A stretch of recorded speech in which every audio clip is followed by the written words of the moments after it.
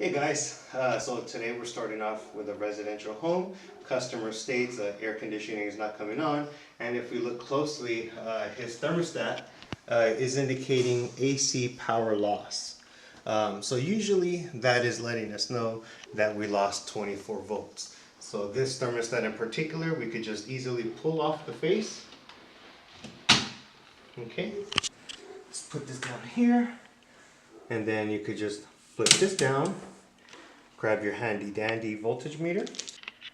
So if we look closely, it's color coded. Y is for yellow, G is for green, W is for white, red is R. And then we have this fancy blue one here. So the blue one can sometimes be black or it can be orange, depending on the wire that they used, but the C is indicating common. So that means this thermostat should get power directly from your furnace or air handler in the attic. Okay, so let's see if we have 24 volts.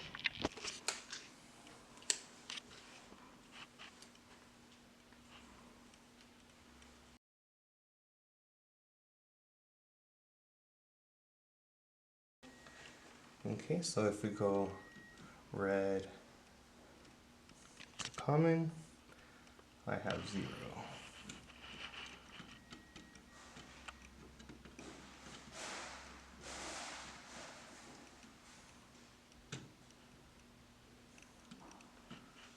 Come on.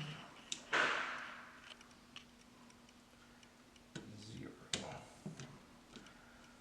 Okay. Alright, so let's go up into the attic and let's see what we got at the furnace.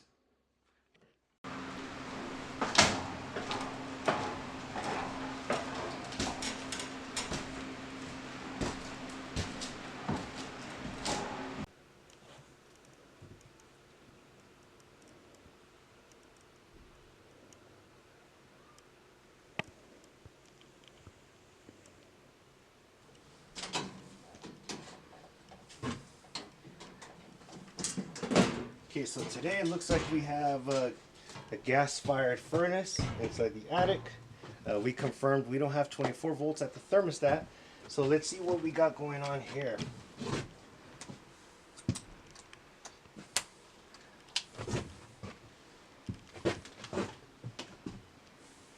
So this is a gas furnace. It looks like it's a 90,000 BTU system. Each burner is about 30,000 BTU. So when you got 3 of them, 90,000 BTUs.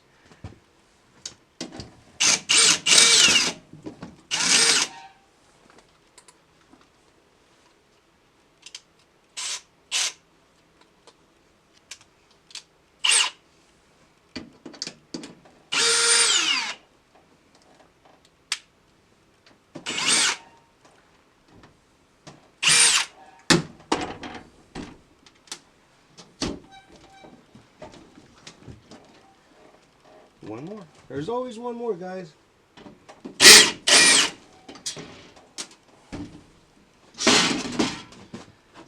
Alright, so the easiest, quickest thing to do is look for a fuse. So we have a fuse right here, and you can pull this fuse out. Alright, so once we pulled out the fuse, we looked at it and we confirmed it has a good fuse. So I'm going to go ahead and put this back in.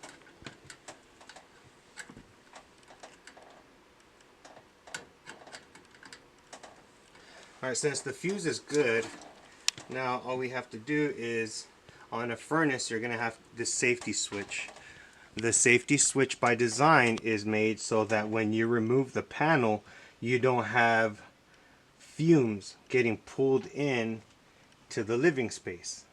So what we have to do is when you push this button, it should activate the board, and the way the board is going to work is you have this transformer. So the black and white wires are 120 volts coming in, and these are 24 volts coming out. So when I press this button, we should have 24 volts here. If I look and I see that I have 120 volts present, but there's no 24 volts. That confirms this transformer has failed. All right, so let's see what happens.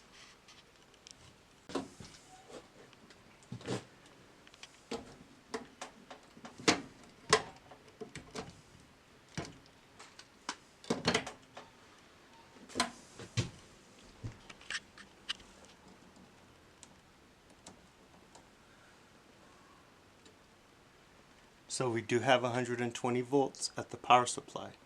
So if we have 120 volts at the power supply,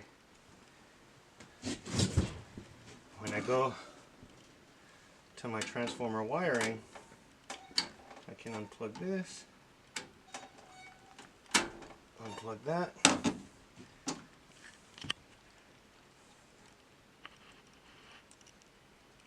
hook it up to my meter.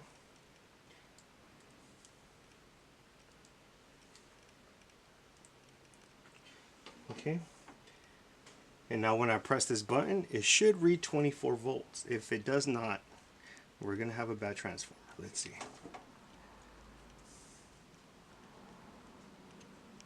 I do not have 24 volts. Okay. So now what I want to do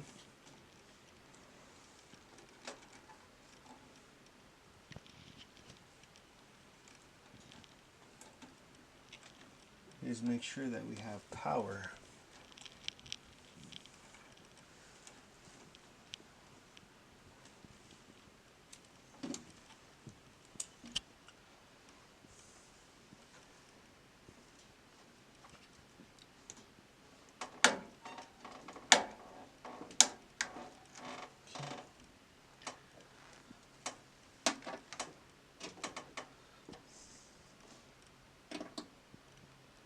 So we do have 120 volts power supply. So that tells me that our transformer does have 120 volts going to it, but no 24 volts. Okay, so now what I can do is do a ohm test, and I should have resistance. If I check the windings on my transformer, I should have some type of resistance.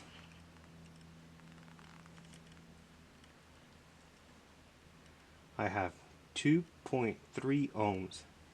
Okay.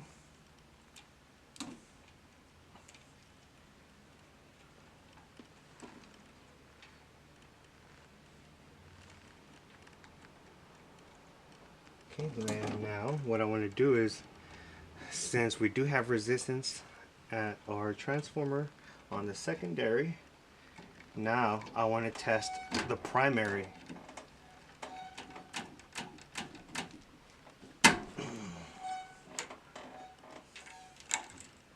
Okay. Okay. So now we're going to check resistance on the primary. Just how we saw 2 ohms on the secondary, we should see something on the primary. 21 ohms, which is normal. Okay, so if that's looking good, now I need to check my terminal pin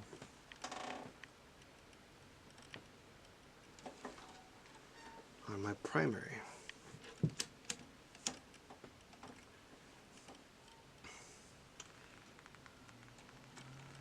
Okay, so let's see here.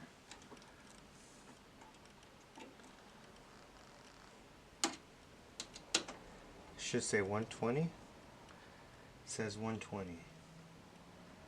Okay.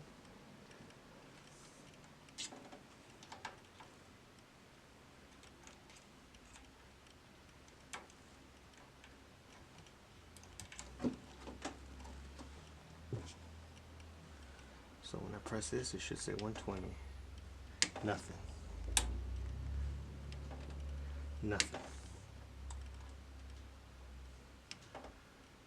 Nothing.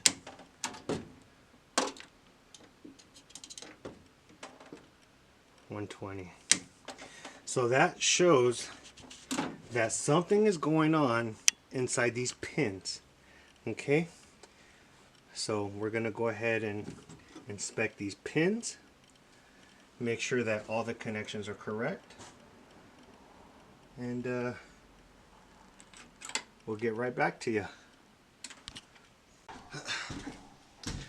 Alright guys, so I checked the power supply at the breaker, and we do have 120 volts coming out of the breaker. So we come over here, and I was testing these, and I found that these connections were loose. If you notice, we have red wire nuts here. These are kind of big. This is a 18 gauge wire, and red wire nuts are way too big for 18 gauge wire. So now that I'm sticking my leads into the wire nuts, and I found that when I jiggle them a certain way, if you look at the meter now, it's flashing and it's indicating 124 volts. So by jiggling the wire nuts, I made the voltage come back, meaning these wire nuts are providing a poor connection. They're oversized for these small cables. So now that we have 120 volts, let's check our secondary voltage.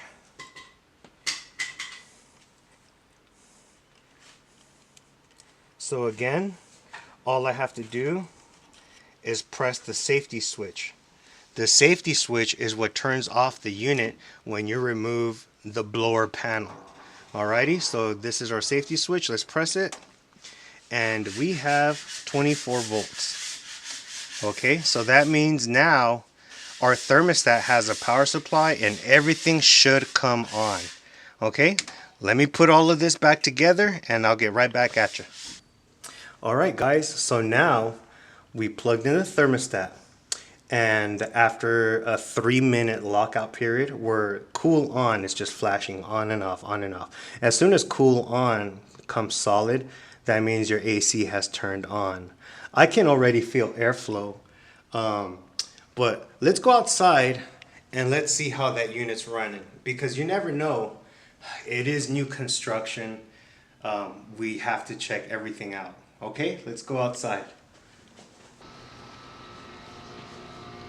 Hey guys, let's check it out. So we're definitely rejecting heat. I can feel it's nice warm air.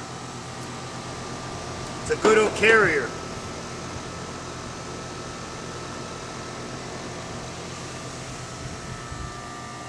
Suction line is ice cold.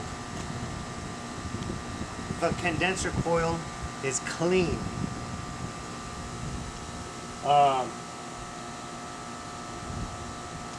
Everything is looking good. Let's hook up my temperature and let's see how cold the air coming out of the vents is. If my guess is correct, we should be in the mid 50s. It is about 85 degrees in that house. Even though it's reading 81, it's hot. All right, let's go inside.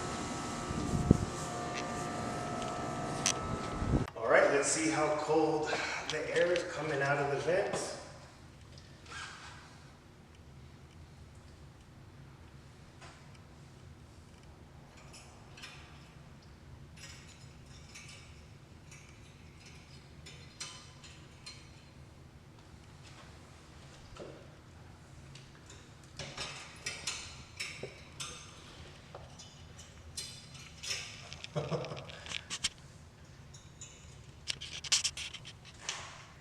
We are reading 67 degrees right now, guys. Holy cow.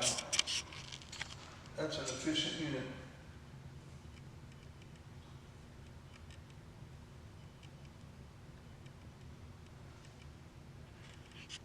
Alrighty, let's go check another vent.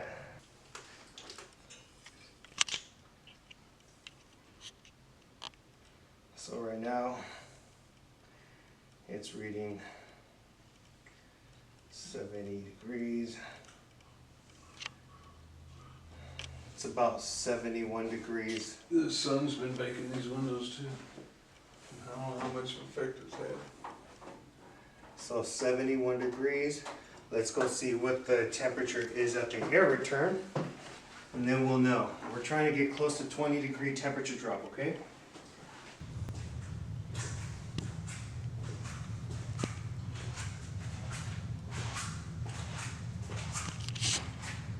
So we have an 83-degree air temperature at the return. So at this point, I believe we're gonna go take a look at a refrigerant pressure. We're gonna have to take a look at that. Okay? Let's go back outside, guys. 410A. Holy mackerel. 8.62 pounds. That's a good sized charge. Okay, so let's see what the blood pressure is looking like. Okay guys, I got the handy dandy key. Most new homes will have refrigerant locks, so you're not allowed to check it unless you have a special key. These locks are mainly to prevent refrigerant theft. As refrigerant is very heavy, you'd be surprised people come and hijack this stuff.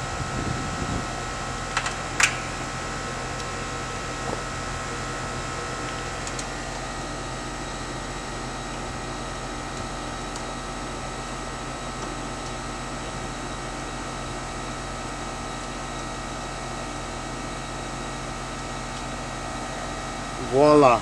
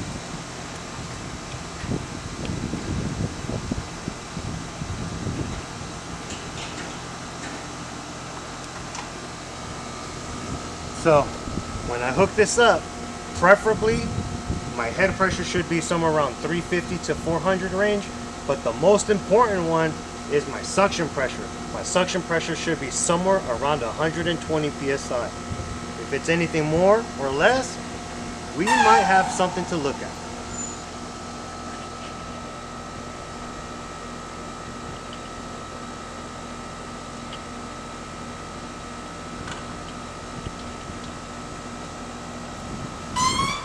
And my guess is that it's not exactly where it has to be.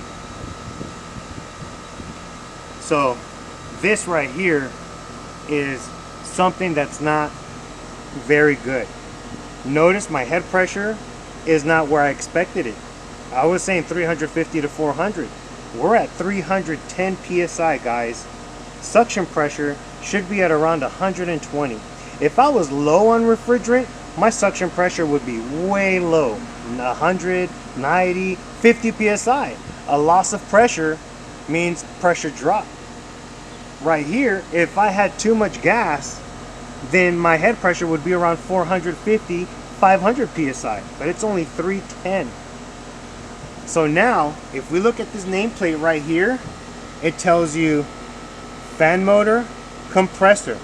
Notice it tells you 17.9 RLA.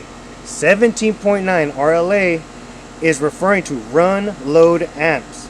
That means on a 95-degree day, you should be pulling around 17.9 amps.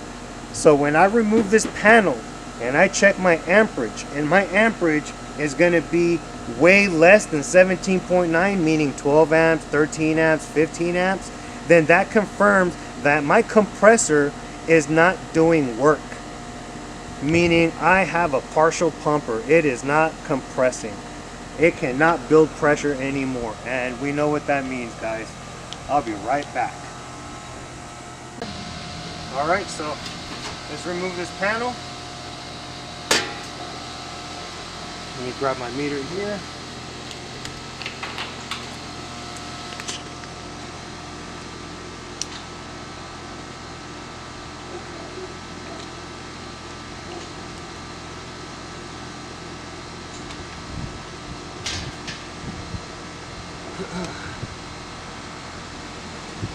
It's 17.9 amps. And we are running at 13.5 amps. Now I'm not good at math, but that's about 60 to 70% of what it's supposed to be doing. This compressor is not working at 100%, it's only working at 70%, 60 to 70%, which that explains why we only have 67 degree air coming out of the vents. All right, guys, so I'm gonna be writing up an estimate to replace this compressor, and we'll try to do good by the customer and get this done as quickly as possible. We'll get back to you. Hey guys, alrighty, so in the end, you win some, you lose some.